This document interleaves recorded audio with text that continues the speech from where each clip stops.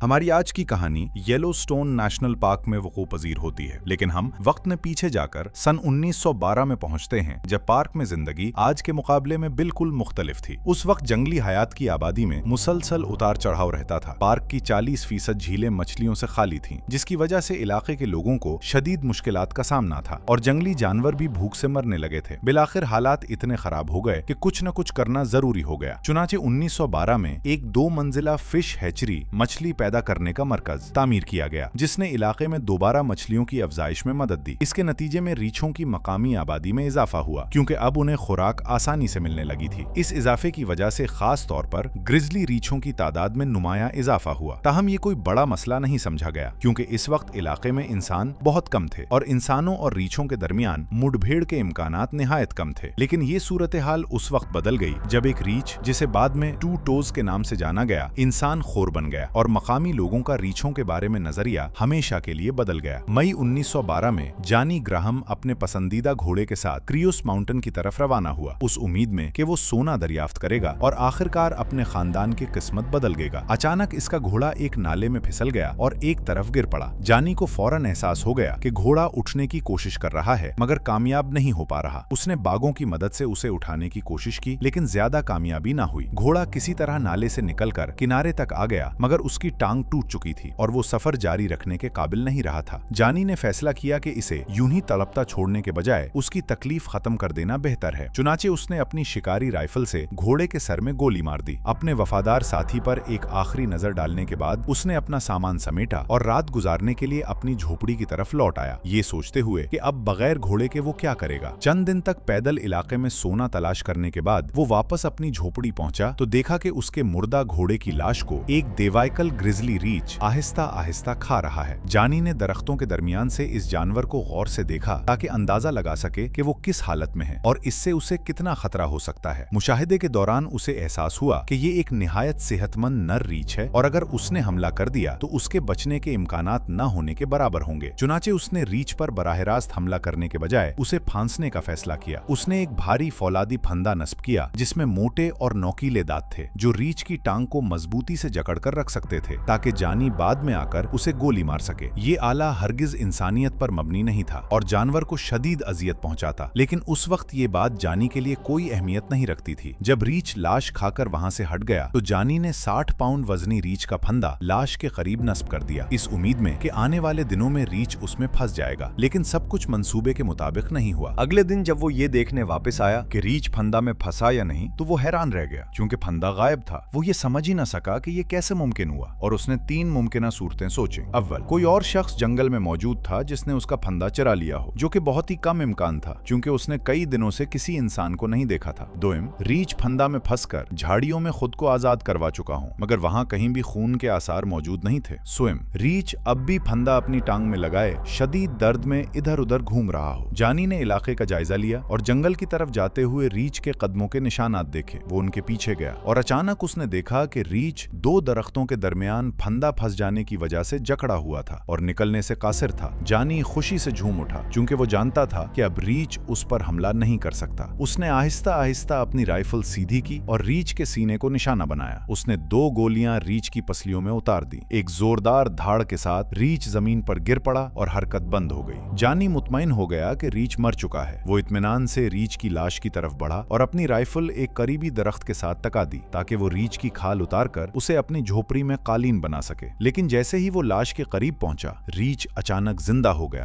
और जानी पर झपट पड़ा। इससे पहले कि जानी कुछ समझ पाता, रीछ शदीद अजियत में उसे नोच रहा था। ये रीछ की आखिरी तवानाई थी, जिसे उसने अपने कातिल के खिलाफ बदले के तौर पर इस्तेमाल किया। उसने अपनी टांग जोर लगाकर फंदा से निकाली, जिसके दौरान उसके 3 पंजे, उंगलियां उखड़ गए, मगर उसे उसकी कोई परवाह न थी। आजाद होते ही उसने जानी के पेट पर हमला किया, उसे जमीन पर गिरा दिया और जानी मदद के लिए चीखता रहा, अपनी उस गलती को कोसते हुए कि उसने राइफल पीछे छोड़ दी थी। कुछ देर बाद रीछ हमला करके वहां से भाग गया, जानी को शदीद जख्मी और खून में लथपथ मगर जिंदा छोड़कर। जानी जानता था कि अगर उसने फौरन मदद हासिल न की तो वो मर जाएगा, या उससे भी बदतर रीछ वापस आकर काम तमाम कर देगा। कुछ वक्त बाद एक और कानकन इत्तेफाकन इसी रास्ते से गुजरा। जानी को देखा और मदद के लिए दौड़ पड़ा। कानकिनों और लकड़हारों का एक गिरोह फौरन पार्क में पहुंचा और रीछ का पीछा करने की कोशिश की, मगर नाकाम रहे। रीच एक तेज दरिया पार कर चुका था और वो जानते थे कि अब ये रीच तकरीबन हर इंसान पर हमला करेगा जिसका उसे सामना होगा। रीच का पीछा जारी रखने के बजाय उन्होंने जानी को तिब्बी इमदाद के लिए ले जाने का फैसला किया, मगर जब वो वापस पहुंचे तो जानी अपनी जख्मों की ताब ना लाते हुए दम तोड़ चुका था। जानी ग्राहम शायद उस रीच का पहला शिकार था, लेकिन आखिरी नहीं। एक साल बाद 61 साला लकड़हारे पेट वेलिश इलाके में सो रहे थे कि अचानक अपने कैंप में खिसर फिसर की आवाजों से जाग गए। वो दहाइयों से कैंपिंग कर रहे थे और फौरन समझ गए कि ये आवाजें रीच की हैं। रीच उसके कैंप को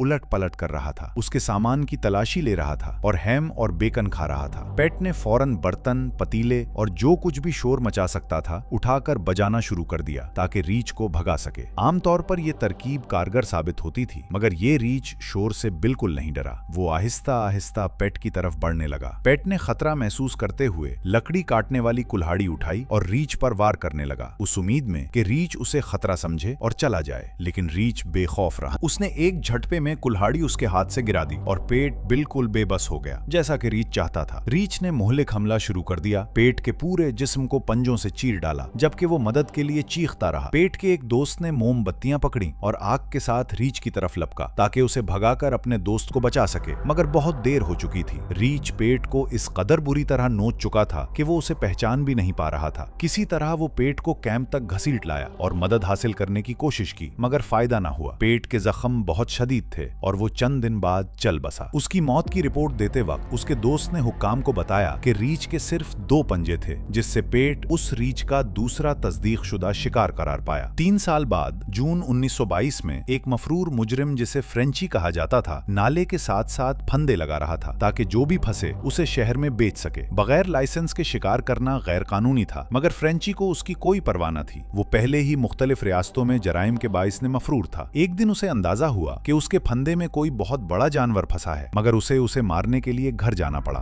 दूर से उसने एक दिवेकल ग्रिजली रीच को नाले में तड़पते देखा। फ्रेंची फौरन अपनी झोपड़ी वापस गया और अपनी शिकारी राइफल ले आया। शाम होने पर वो वापस लौटा, मगर रीच नजर नहीं आया। किसी तरह वो फंदा तोड़कर आजाद हो चुका था और अब जंगल में घूम रहा था। ज्यादा देर तक उसका मकाम राज ना रहा, क्योंकि वो उसी रीच के हाथों अचानक हमले का शिकार हो गया। वही रीच जिसे उसने फांसने की कोशिश की थी, लेकिन इस बार वो बच न सका। कुछ दिन बाद फ्रेंची की राइफल करीब ही मिली जब उसकी बीवी ने उसकी तलाश के लिए मदद मांगी। उसकी लाश कभी नहीं मिली, मगर राइफल की हालत देखकर ये अंदाजा लगाया गया कि उसकी मौत निहायत सफ्फाक थी। ख्याल किया जाता है कि रीच ने गोली चलने से पहले ही राइफल उसके हाथ से झटक दी और फिर आसानी से उसे काबू करके मार डाला। उस ख्याल की बुनियाद ये थी कि राइफल मुड़ी हुई मिली, जैसे किसी भारी चीज ने उस पर जर्ब लगाई हो। टूटूज उसके बाद कभी न देखा गया, अगरचे वो फंदा जिसमें वो कभी फंसा था 1 साल बाद मिल गया। बिल आखिर टूटूज अपने 3 तस्दीक शुदा इंसानी शिकार करने के बाद गायब हो गया। अगरचे ये ख्याल किया जाता है कि उसकी हलाकतों की तादाद कहीं ज्यादा हो सकती है। उस जमाने में येलो स्टोन में कई अफराद लापता हुए, जिनके बारे में भी यही समझा जाता है कि वो टूटूज का शिकार बने, मगर लाशें ना मिलने के बायस उसकी तस्दीक कभी ना हो सकी। आने वाले बरसों में खूनी टूटूज की दास्तान मकामी सोना तलाश करने वालों और शिकारियों के लिए एक खौफनाक दियोमालाई कहानी बन गई। जंगल में कदम रखने वाला हर बहादुर शख्स रीढ़ की हड्डी में एक सनसनी जरूर महसूस करता था, उस खौफ के साथ कि कहीं वो उस कातिल रीछ से आमने सामने ना हो जाए और अपने खौफनाक अंजाम से दो चार ना हो जाए।